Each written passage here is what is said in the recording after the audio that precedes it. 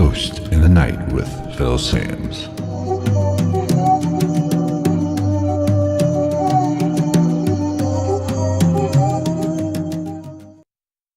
What is going on, everybody? Welcome to another episode of Ghost in the Night. So happy you took the time to listen to this podcast, and I really hope you enjoyed it. We got a really good podcast for you today. We went on an investigation with the Cincinnati Ghost Chasers. I want to thank them for letting me tag along and welcoming me into their group.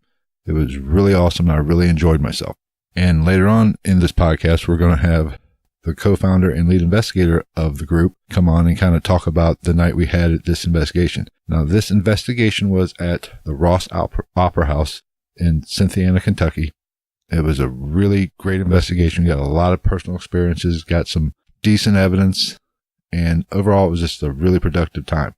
And I want to share some of my thoughts with you, and then when he comes on, we'll kind of go over what we found and our general idea of what's going on there, and hopefully we'll be going back to do some even more investigations.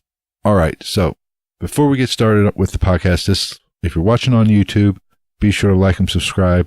And if however you take this podcast in, be sure to like, subscribe. That'll really help us out in the search results. We are available on iTunes, Stitcher, and Natural My Libsyn feed, and also tune in with more. Oh, and Spotify too.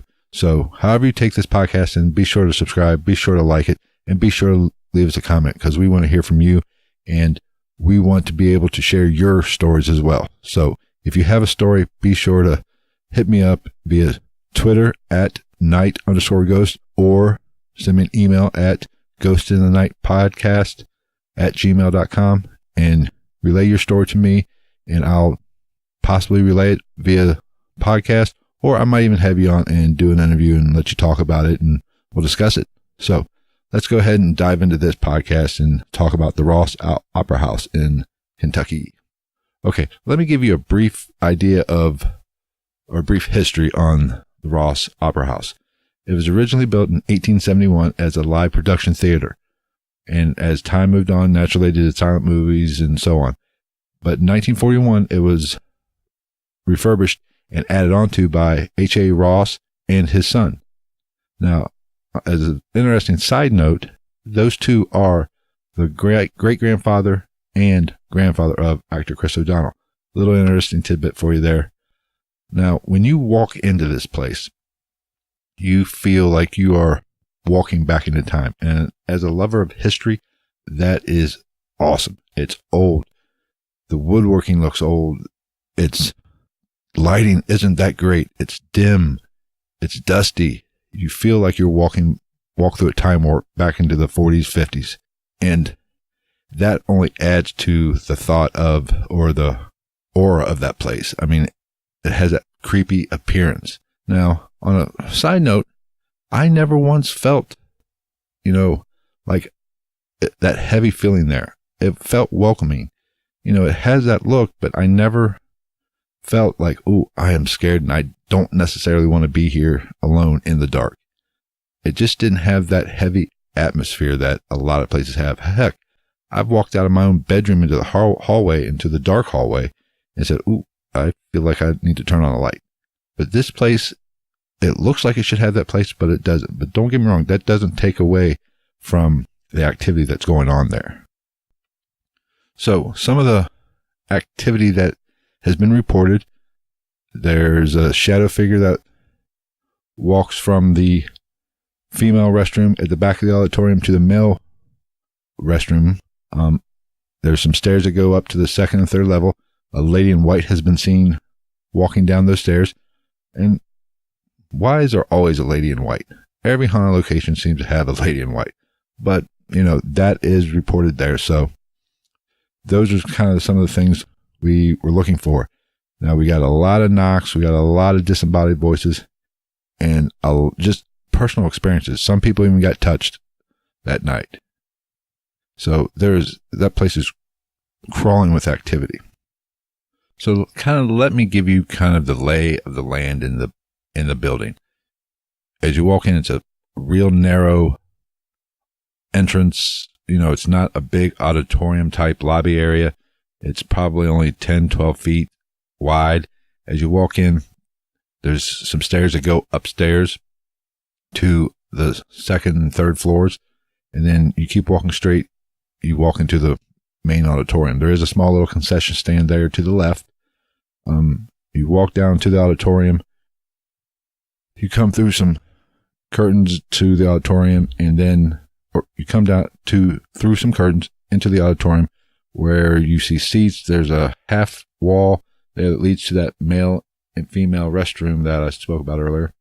And then this screen is lowered down into the auditorium, like any other movie theater.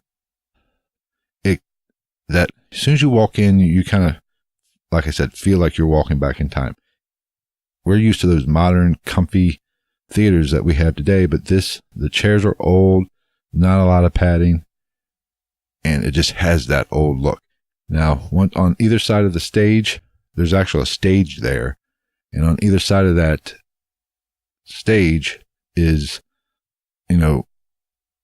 entrances to back behind the screen where you can get to the basement, and the basement has a creepy look to it as well. But the same thing goes there. I never felt like I was out of place or I shouldn't be there or that something bad was going to happen. It was just a normal feeling. Other than, it's dark, looks like it's under construction, it's real dusty, and which played havoc with some of the still photos that I took.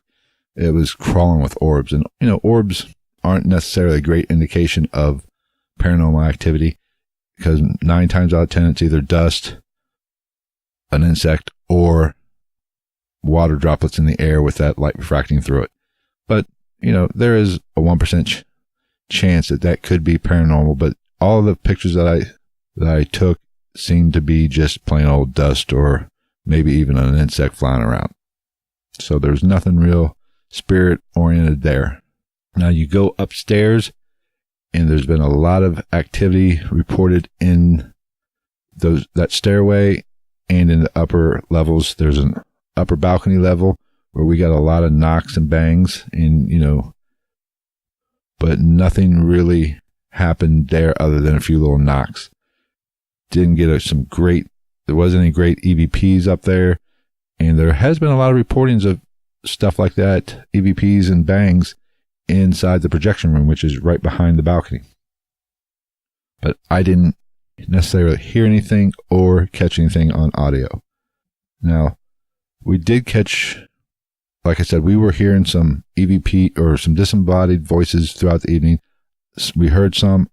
There were some that some people heard that I didn't hear. I want to play this particular clip for you and see what you think.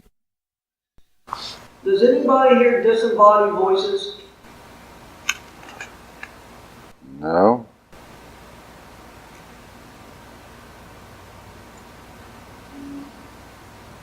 Like that? It was like me. Maybe I need to tune my ears down. Okay, now in this clip, as you heard, he asked, is anybody hearing disembodied voices? And you hear me say, no. And then you hear something, and then he goes, like that. Sounds like me. And, it's kind of hard to make out exactly what that is, but it does sound like something was there. Possibly could have been the word me, but I don't know. But it's really interesting, and that is a classic case of what people have caught here, of the kind of disembodied voice and EVP action that you get there. Okay, now the real interesting thing that I found in my review of the evidence of this particular location came from a still photo I took. Now, I was walking around taking a lot of still photos in the auditorium upstairs, but this picture that I came across while I was reviewing everything, I was taking a picture standing out with my back towards the screen, looking out towards those bathrooms. And I captured what appears to be a dark mass or a shadow figure right there in that picture. Now, I missed it the first few times that I saw it, just for the mere fact, it's kind of subtle. But what stood out to me was the separation between the main body and the arm. and there was, a light, there was a separation in that shadow where it looked like an arm off to the side.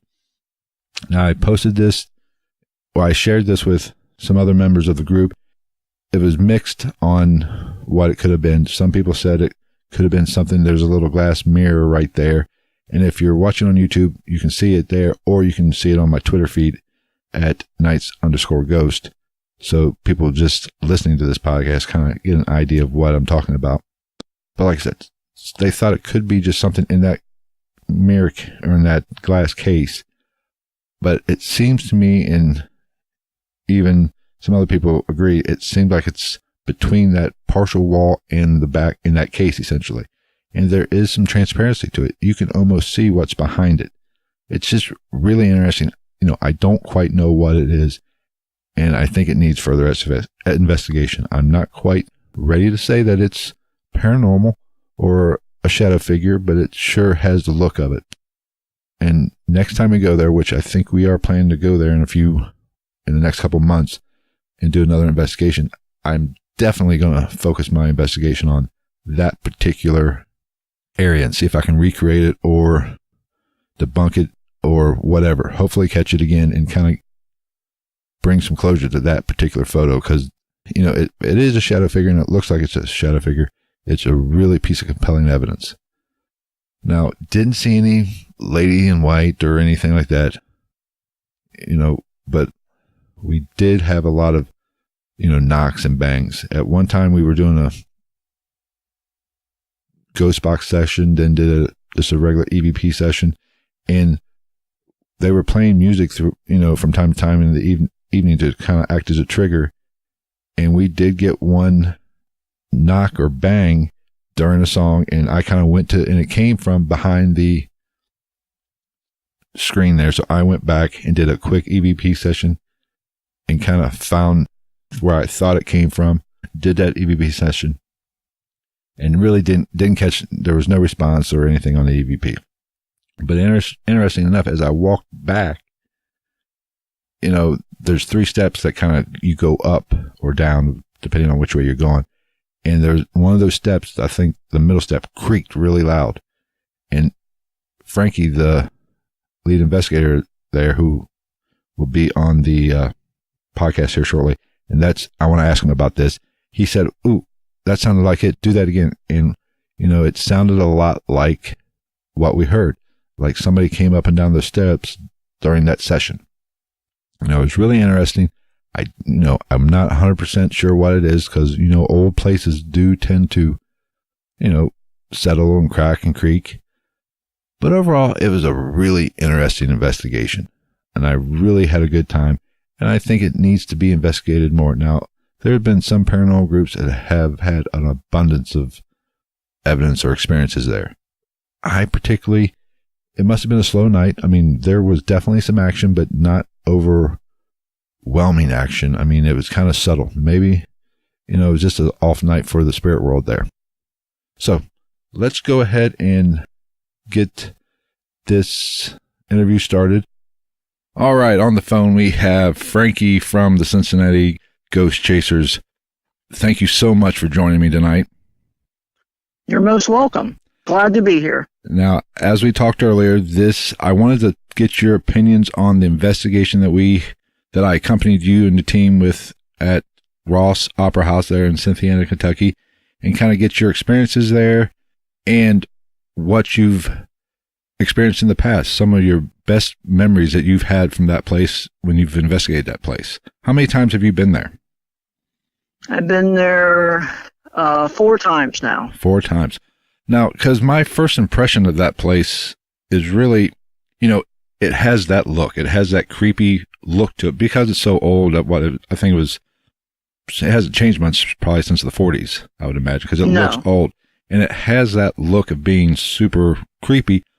But the one thing I felt, I didn't feel creeped out at all at any point during the investigation that night.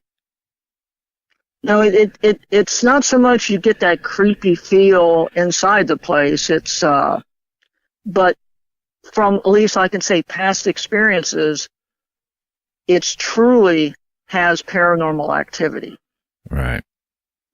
I mean, from just for instance, one time I was sitting up in the balcony section. I had a couple camcorders running, and this was actually in the morning, about an hour before we were going to leave.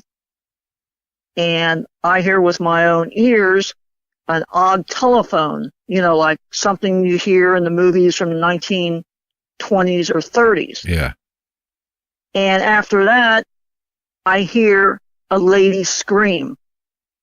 Wow. And that, to me, this is my personal experience, and all the equipment picked all of that up. Wow. So, I have evidence to back that up.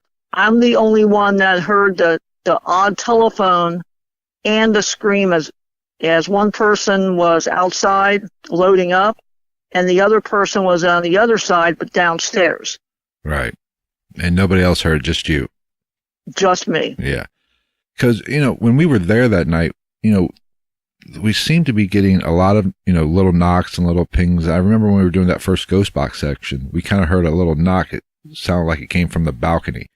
And then we even got a response on the ghost box when I believe I even asked, is that you who made that knock? And we got a yeah or something to that effect, or it sounded like a yeah. I mean, the night was kind of filled with that, but it almost seemed to me like kind of a quiet night just for what has been found there in the past. It's relatively, it was a quiet night, but still, for beginners, it just made it enough, for them to believe that there's something there. Right. Yeah. I mean, yeah, because there was plenty of knocks and little creaks and bangs, and just like that one there toward the end of the night when we were, trying to use some trigger music, and obviously whatever was back behind the curtain there did not like Heart that much, because as soon as Barracuda came on, we heard that little knock or what sounded like a step or something, and I immediately went back to kind of do a quick EVP session. And when I came out, you noticed that my stepping on those little steps kind of made the same noise. I mean, the night was filled with little situations like that. Well, there are key areas, the balcony for one, right? The upstairs hallway, the steps going up,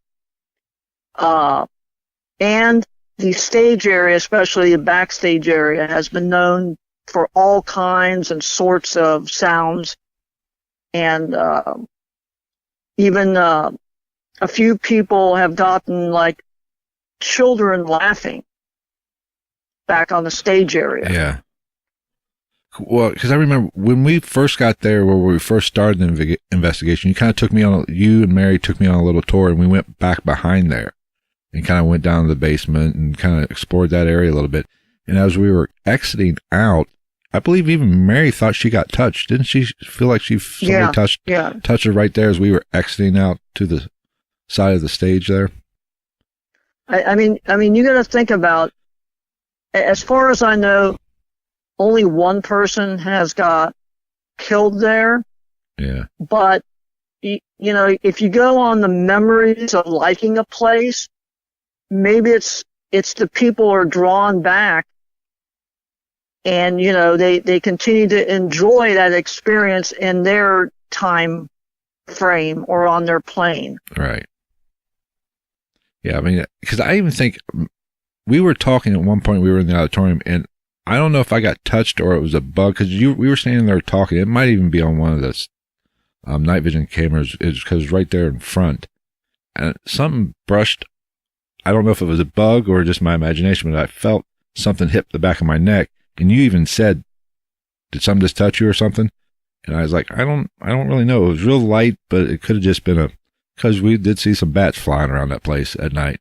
So I don't really know what that was. I know I never had a mark or anything afterwards, because I checked when I got home. So I don't know. Yeah, a lot of, I've heard the stories over the year, a lot of tugging has happened. Yeah. Huh. And several people have actually got a whisper in their ear. Right. Yeah, I believe I remember you telling me about that. I think Mary got one of those at one point.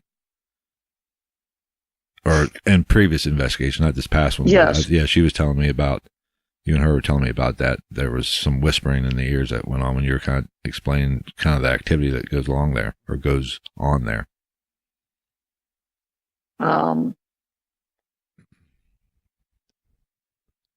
Sorry, Mary just walked. Oh, you're fine. You're fine. Trying to think my train of thought here. I'll tell you, the very first time that we walked into the place, I didn't really feel too much. I mean, throughout the night. But when you reviewed the evidence back, then you would hear like the knocks and the little voices and even some footsteps. Yeah.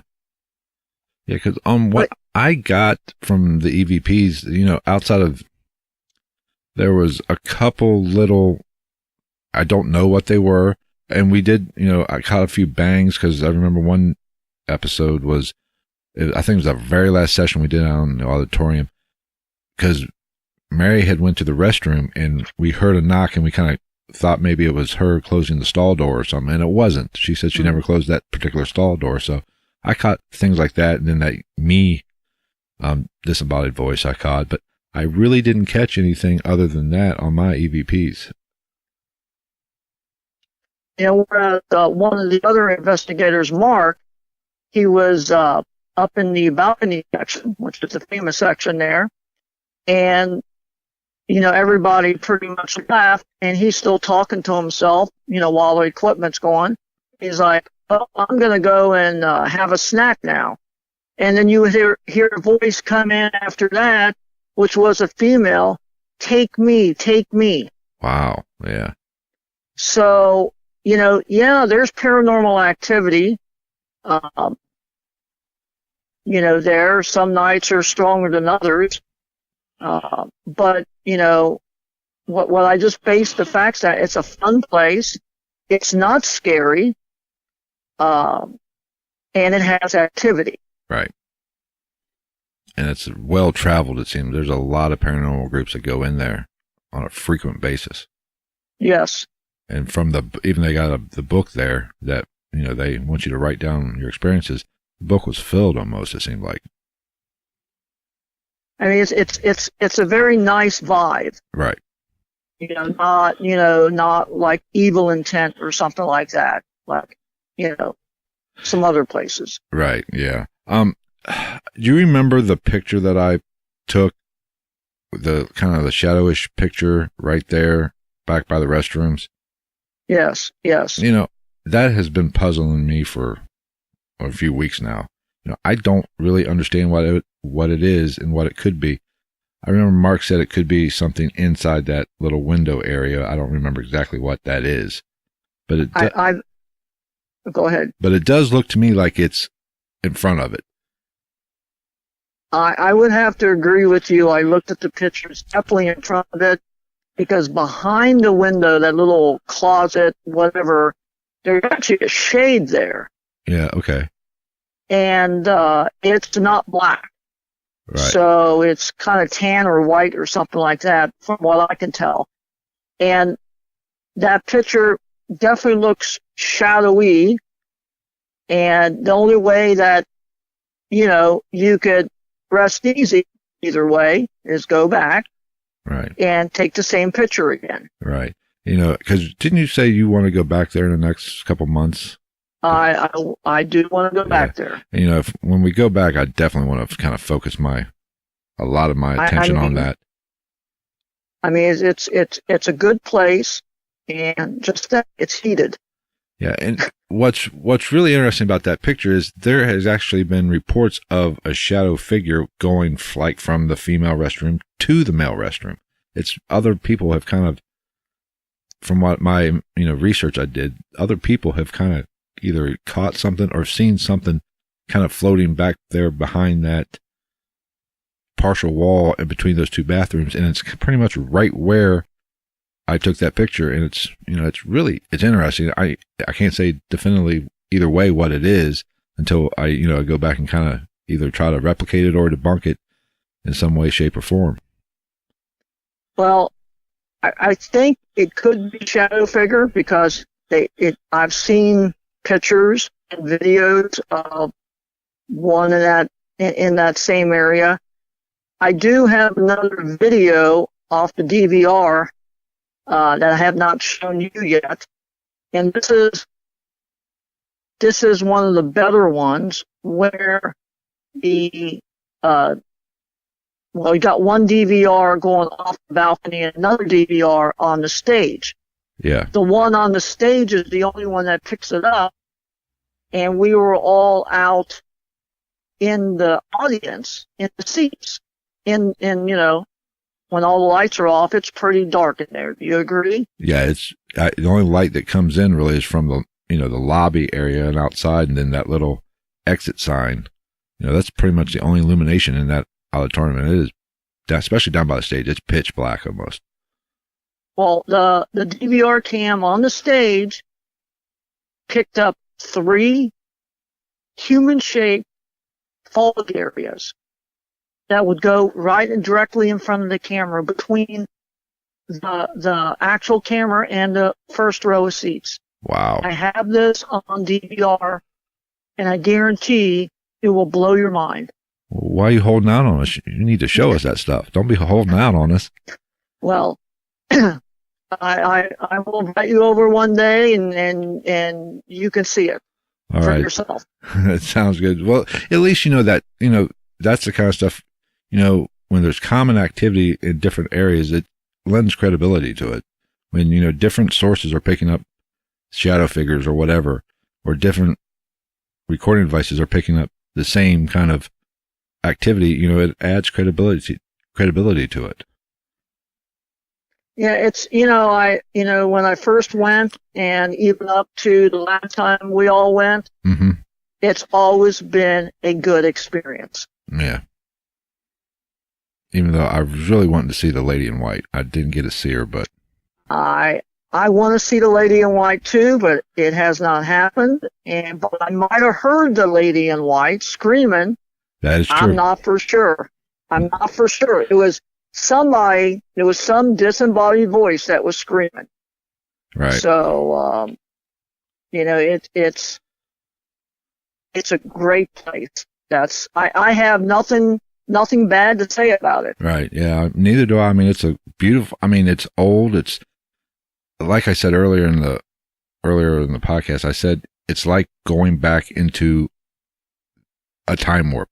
When you walk through those doors, you feel like you're back in 1940 and 1930 just by the way it is, and kind of the detail and everything outside of the modern Coke machine there in that little vending area. It looks like it was back in the 40s and 50s. And then, of course, the original Opera House at the top, yeah, where they used to sit up in those chairs and then look down. Right. So I'm sure that would have been a sight to see some original pictures of that. The top floor just seems to be least active for any activity. Anything below that seems to be more active. The only reason why I'm saying is because the bats are really common up there. Yeah. Yeah. And you can't really do a good session up there because there's bats and whatever else up there. Right. Yeah. It weighs on you because I think we walked behind that little curtain in that on the third level there.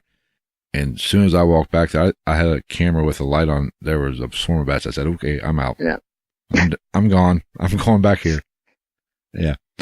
All right. Well, I really appreciate you taking the time to talk to us today. And once again, thank you for accepting me and taking me on this investigation. And I really do look forward to going to plenty more over the however long. I've got some really good ones for you, Phil, and I guarantee, if any place hasn't scared you yet, I guarantee the ones coming up will. Well, I don't know. I just don't get scared for some reason. I've been in places where, I've had that feeling like, oh, I really want to turn a light on, but I don't even think it's scared. It's just, it's not really a scare feeling. It's more of a not knowing you can't see whatever's coming at you kind of feeling. Yeah, well, that's probably the feeling you get out in the woods. You can't see what's coming after you because you just can't see in front of you. Right. So you turn your flashlights off, it's all dark. Right. Yeah. So it's yeah, there's going to be plenty of fun times coming up. All right. Well, let you go, and I will end it here. And like I said, I really appreciate you coming on, and we're going to have to get you on again, and even get Mark and some of the other people on here at some point. It sounds good. All right. Thanks for giving me the chance. Oh, thank you.